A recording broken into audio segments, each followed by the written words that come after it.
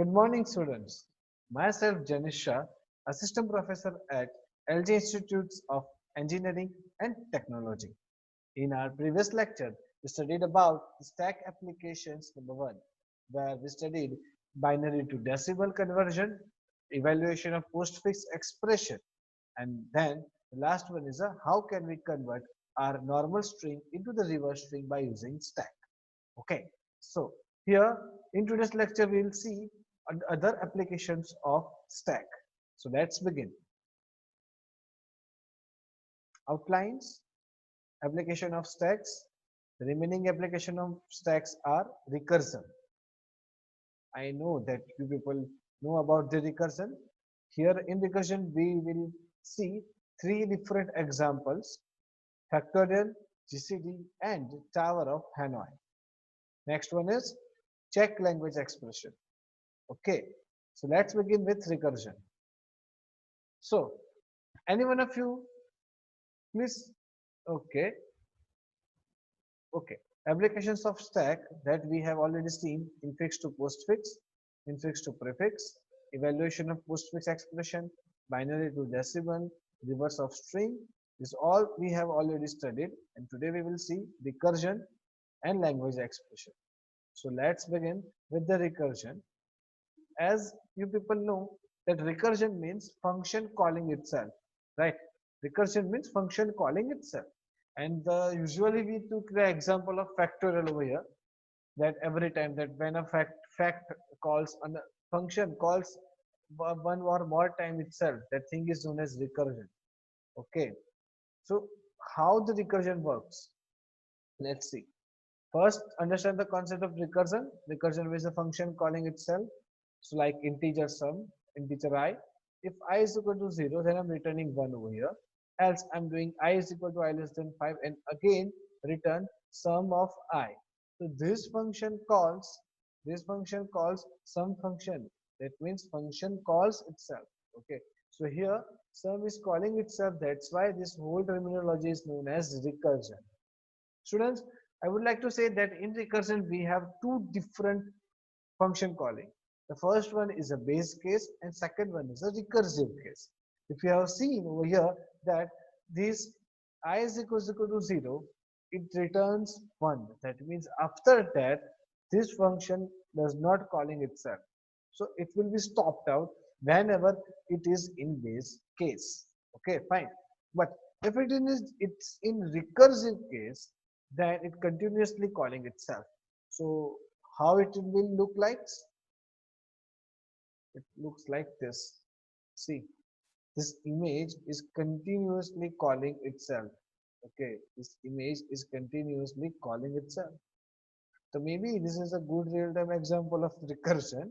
So moving forward, we will see our basic example of recursion, that is factorial.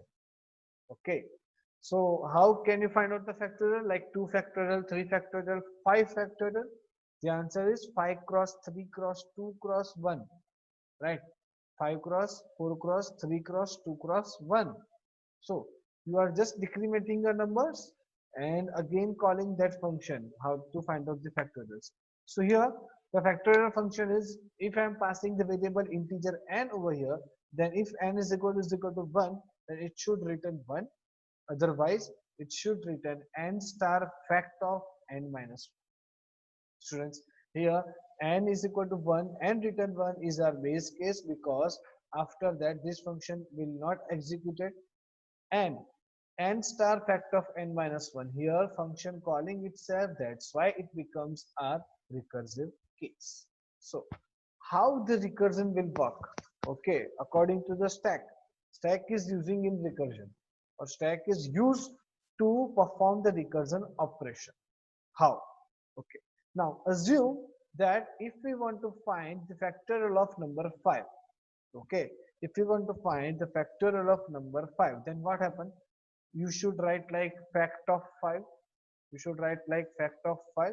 So here fact of 5 is here. See, okay, it is stored in the memory as fact of 5. When you first function calling is there, okay, fact of 5, it calls a function and it creates a space in the memory. This is factor 5. Okay. Now you executed the steps. Please focus over here. You are executing the steps like n is equal to 1. Condition is satisfied? No, because here n is 5. Okay, the condition will not satisfy. So n is equal to 1. Condition will getting false. Another step else. Return n. That means 5. 5 star 5 star fact of 4. Fact of 4. Again function calls for fact of 4. Again function calls for fact of 4. Then again you will go inside in else part. 4 cross fact of 3, 3 cross fact of 2, 2 cross fact of 1. Okay, this is the last step. Okay, now what happened? 1 1 n is equal to 1. It returns 1. So your function go out from the memory again. So first F1 becomes out from the memory, then F2, then F3, then F4, and last one is F5. So such like this, your factorials are or the factorial output will get by using stack. So see, here in the memory, first the factor 5 will be executed. It calls function factor 4, it calls function factor 3, it calls function factor 2, and it calls function factor of 1. So here in the memory, what happened that we have a stack. Okay, in memory stack, factor 1 is situated at the topmost position of the stack. Fine. Now, as it returns 1, as soon as it returns 1, this fact 1 will be removed from the stack. It means it popped out from the stack. It means it deleted from the stack, and top pointer will be decremented and pointing to fact of 2. See, here same instance figure. Okay. So your answer is 1. 1 multiplied with 2, it becomes 2. Now 2 multiplied with 3, it becomes 6. 6 multiplied with 4, it becomes 24. And the last step, when factor 4 is deleted from the stack and top pointer pointing to the 5, 5 multiplied by 24, the answer is 120, and it directly returns to your function. Okay, so such like this, the stack is working in the memory to apply recursion. Fine. So let's say another example of recursion. The next example is GCD. Students, GCD, that means greatest common divisor. Okay, so how can we find GCD by using recursion? So here is the formula, like GCD A of B is equal to B. If you want to find the GCD of two numbers and if their answer is B, only if A modular B is equal to 0. Otherwise, you need to find GCD of B comma A modular B. It means GCD of AB is equal to B if the remainder of A division by B is equal to 0. Otherwise, you need to find B comma remainder of A division B. Fine. So let's start with the function.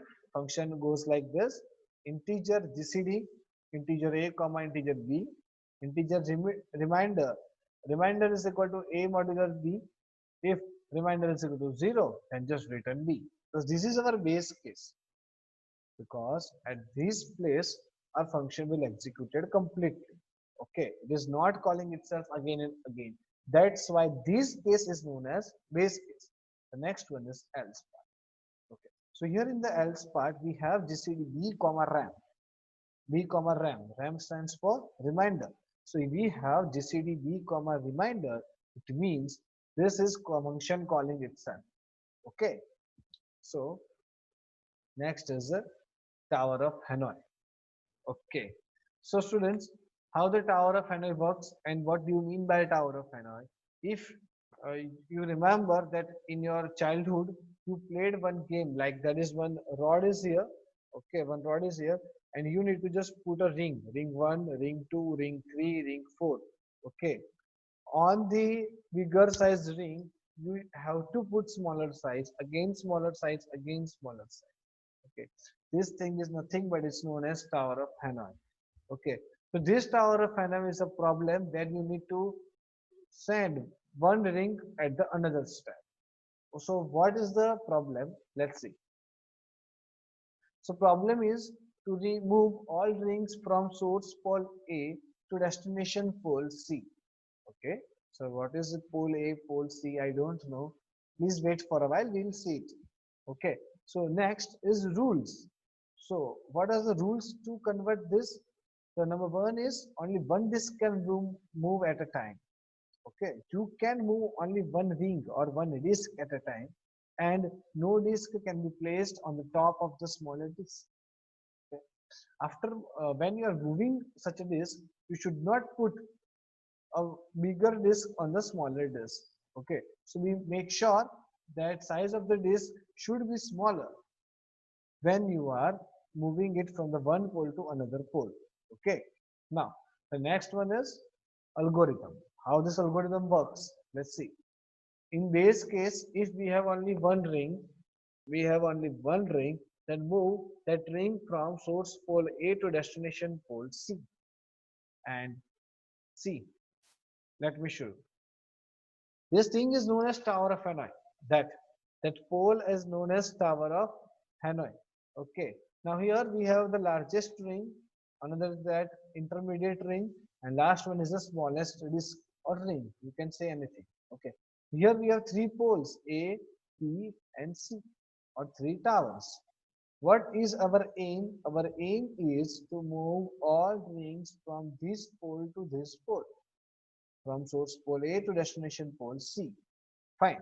But the rules are, with one step you can move only one disk. Okay. So if I want to move anything, I just need to take this disk and put it over here. So I need to do pop operation. You need to do pop operation on pole A and push this disk inside pole C. Okay, if I want to do this. Okay. So this is the first step. The second one is that no disk can be placed on the top of the smaller disk. See, you can already see in this picture, you cannot put this pink disk on blue disk. Okay, always a larger disk has smaller disk on its top.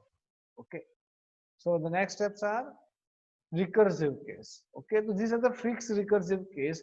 Using these steps, you can move your disk or you can solve this problem. Okay, move n minus 1 ring from source pole A to destination pole B using C as an intermediate node or pole. Okay, by using C, what is the first step? To move n minus 1 rings. Here n is equal to 3. See, we have 3 rings, right? So here n is equal to 3. So we need to move these two disks from A to B by using C. Second one is move remaining one ring from A to C.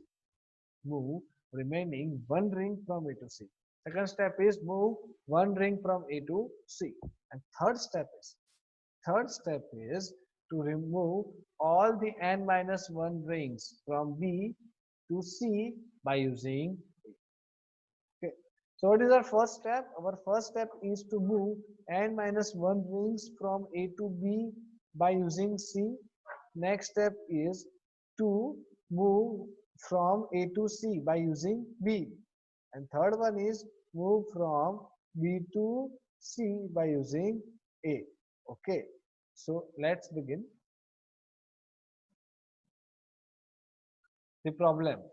Now the Tower of Hanoi, see, for n is equal to 1, for n is equal to 1, see, this is my source pole A, so dash B is as a second pole and C as third pole.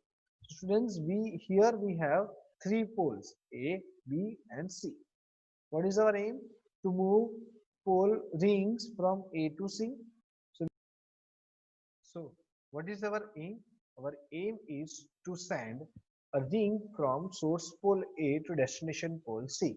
Okay, so how many steps we require? Only single step. Okay, from A to C, we just need to move this ring from A to C. Okay, just like this. So ring is situated over here. This equation is for n is equal to 1. Okay, so now let's say for n is equal to 2. n is equal to 2, that means we have two rings in source pole A. Fine. So, students, make sure that you remember two rules of Tower of Hanoi. The number one is at a time you can move only one disk. Second one is you cannot move larger disk on smaller disk. Okay. So here, this is the situation we have. So first, if I think that I can move this ring from A to C or A to B, okay. Do not think much, just follow the algorithm rules. That is, move n minus 1 rings from source pole A to destination pole B by using C. Okay, so I'm just moving n minus 1. That means the first ring from A to B. So this is the figure. I'm just moving ring from A to B and the ring is here. Fine. The next step is C. I have only bigger ring over here. I can directly move this ring from A to C. A to C. Now check the second line. Check the second line of the algorithm. It says now move n minus. So now move one left ring from A to C by using P. Okay. Now the third step is okay. So let's first do the second step. So A to C like this, A to C. Fine, the ring is over here. And the last step is to move the n minus 1 ring from B to C by using A. So last step is B to C. This is the figure B to C. So see, here we have already completed our goal. What we need to do? We need to do is to convert or to move rings from source pole A to destination pole C, okay, in minimum number of steps. So if you have seen that for n is equal to 1, we took how many steps? 1 step. In n is equal to 2, we took 1, 2 and 3 steps. Okay, in exam you have to write or you have to draw such poles and also need to mention the step like A to B, A to C and B to C. Okay, so please don't forget to do it. Now, let's move on towards the main example, that is n is equal to 3. Let's see how many steps we will take to convert or to move rings from source pole A to destination pole C for n is equal to 3. Now, see, this is the situation in the beginning. Okay, we have source pole A, destination pole C and B pole B. Okay, now what we need to do? We need to move these rings from A to C. Okay, but we just follow the instructions of the algorithm. Okay, don't think much. First we need to do to move n minus 1 rings from A to B by using C. So what I'm doing, I'm just first moving this smaller disk from A to C directly. Okay, so that is my first step. Step do A to C. This is the scenario, and I'm just moving this ring from A to C. Okay, its ring is here. Okay, now the second step is n minus 1 ring I need to move. N is equal to 3, so I need to move 2 rings, at least 2 rings from A to B by using C. Okay, so now B has nothing. I can directly move my second number ring from A to B. Okay, so C A to B, A to B, and the step is here. C A to B. Okay, so this step is done. Now what I need to do? I need to convert still. My first line is still remaining, that can move n minus 1 rings from A to B by C. See, I'm using C and move this ring from C to B. The next step is C to B. Okay, see, my n minus 1 rings now are in B, and for to move A to B, I use C as my intermediate pole. See, I'm using C as my intermediate pole. So now you will people get the idea that why it's like intermediate pole. Okay, I am using C. Okay, so now the next step is to move this left ring from A to C directly. The left one ring, move it from A to C. The next step is E to C. I'm just moving this ring. Okay. Now, what we need to do? We need to move these two rings. Okay. If some student do that, pick up this ring and put it in on this destination. Is it okay? Yes, it's okay because this is a bigger, this is a smaller this. But we should not do it because we need to complete these steps into minimum number of iterations. Okay. So now the next step is move from this smaller disk from B to A. B to A. Remember the third step that known as move disk, move n minus 1 disk from B to C by using A as intermediate. Okay. So B to A, move from B to A. Okay. Next step is B to C. Okay. I'm moving my disk from B to this to this to B to C.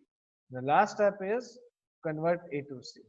Convert A to C. Move this from A to C. So students, here we get the answers in how many steps? A to C 1, A to B 2, C to B 3, A to C 4, then B to A 5, the 6, and this 7.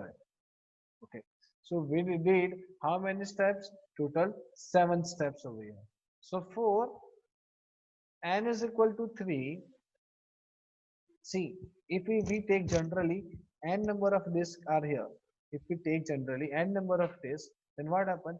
For one disk we take one step, two disks, three, three, 7. So for n, how many steps we need? 2 raised to n minus 1. Okay. So put it n over here that if n is equal to 3, 2 raised to 3, 8, 8 minus 1 is equal to 7. That means 7 steps you require to move 3 disks from A to C. And 2 raised to n minus 1 steps required to move n disk from A to C. Okay. Total steps required 2 raised to n minus 1. Now, this is the last application of stack. Okay. I need to show it again. The language expression checked by using stack. Such type of examples will be asked in your exam paper like by using stack we show that WCWR belongs to ABC where W belongs to AB. Okay. So what do you mean by WCWR? Students, W is a word, W is a word, C is just a character, and WR is a reverse of word. Okay. W is a word, C is just a character, and WR is a reverse of word. Okay. So here you have one string, here you have one string with A, B combinations. See, here it is written like this, that word is belongs to AB. Word is belongs to AB. That means your string contains AB. Fine. That means your word is performed or word is formed by AB. Combination of AB. Like AAB, BBA, ABB, ABAB. Okay. So your word is like this. WR means reverse of that word. Reverse of that word. Okay. If your word is such like this AAABB, okay, then W, this is C, and this is WR, reverse of word. See, BB triple A. Again, the word is BA, so reverse of this word is AB. C, W, C, reverse of word. Okay, this is W, this is C, this is reverse of word. Okay, please don't notice this capital A, take it, consider this, it is a small a. Okay, now these are the valid strings because it follows the same language expression rule WCWR. Now, what for the invalid strings or which strings are known as invalid? See it over here. If you have ABAAC, triple AB, does W and WC are matching? No. W and WR are matching each other? No, because this is W. If this is the reverse of W, no, this is invalid string. This is W. Is this the reverse of W? No, this is an invalid string. This is W. Is this the reverse of W? No, it is again an invalid string. Okay. So you need to check that whether your string is valid or not, or it is following the language expression which is given in example or not. We will see by using stack. We will check it by using stack. How? Let's see. See, the first valid string we have is AABCBAA.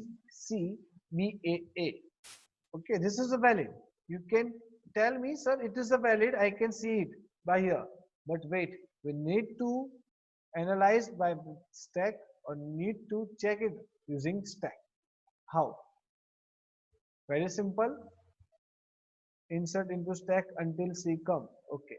The first step is we need to insert each and every character until you get C. Okay. After that, you get the next character from the string and pop the element from the stack. Compare both of them. Compare both of them. If both are same, then go ahead. If not, that means string is invalid. Okay. How? Let's check it. See, the steps are first insert into stack until C, then pop out from the stack and compare with the next element. Let's see the example. I'm just pushing A, then B. Okay, push inside the stack A, B. Now what you get? C. See, don't take it. Don't take it. Just stop. Stop it over here. Now just start popping. Start popping. Start popping from the stack and take the next character. Okay, start popping from the stack and take the next character. If you do pop operation, you get B. Next character after C, you have B. Compare both of them. Compare both of them. If both are same, then string is valid. You see, I'm just writing like B, A. These three things are remaining. Just to pop operation, top is over here, top is here. Wait for a minute. See, top is here. Okay, do pop operation. So top is pointing to now A, and this compare this both B and B. This is a popped out B. Okay, is both are valid? Yes. Then go ahead. Now top pointing to here, popping A. Okay, top pointing to here, again popping A. So compare this B, A. So after removing each and every element from the stack, you get the idea that both BB, AA and AA are okay. That means this string is a valid string. Got it? Fine. Now, next, how to check the algorithm? Okay. So the first is first take the input symbol from the string, and we had know the how can we get the first character. We just take next arrow next character of input. Okay. Second step is in push, do the push operation in stack until you get next is equal to C. So repeat while next is not equal to C, just call push s comma top comma next and get another character. Get another character from the input. Next step is remove from the stack and compare with input symbols. So again I'm taking the next is equal to next character of input. Repeat while next is not equal to null. Okay, until your string is getting empty, just check the expression. If top is less than 1, then write invalid. So why it's top is less than 1? Okay, for this just take a string with a lesser number of AB, like AABCBA, AABCBA, or do one thing, lesser number in the characters of before C, like A, B, C, BBA, A, B, C, BBA. Fine, just take string like this and then trace this algorithm. You will get the better idea of why it's top less than 1. Okay, then write invalid and exit. Otherwise, just do the pop operation like temp arrow pop s comma top. Whatever the temp variable is, need to concat it. Okay, then compare it. Compare it with next variable. Taking out the B from the stack, taking out the B from the infix string. Next, compare both of them. If both are okay, then it's fine. Otherwise, string is invalid. Okay, and then again take the next character. If it's valid, then take the next character. Okay, if both are not same, then write invalid and exit, else take the next character. The last step is the finish. If the end of the string or end of the expression, the next is not equal to null and top is not equal to 0, then write valid. Okay. Okay. So such like this, our expressions will be executed. Okay. And still, if you have any query, then please feel free to ask me. Okay. Here our stack step chapter is completed. We have seen infix to prefix conversion, postfix conversion, push, pop, peep, change for algorithms. Okay. Then infix to postfix without parenthesize expression, with parenthesize expression, evaluation of stack.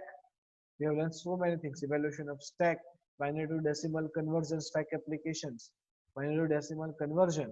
Okay, then two tabulation method for infix to postfix and infix to prefix again, precedence table. Okay, then this binary decimal conversion, recursion, tower of Hanoi, and reverse the string. And the last one is this language expression. Fine. Students, if you have any query in such all topics, please feel free to ask me anytime. Okay. Till that, please keep learning, keep smiling.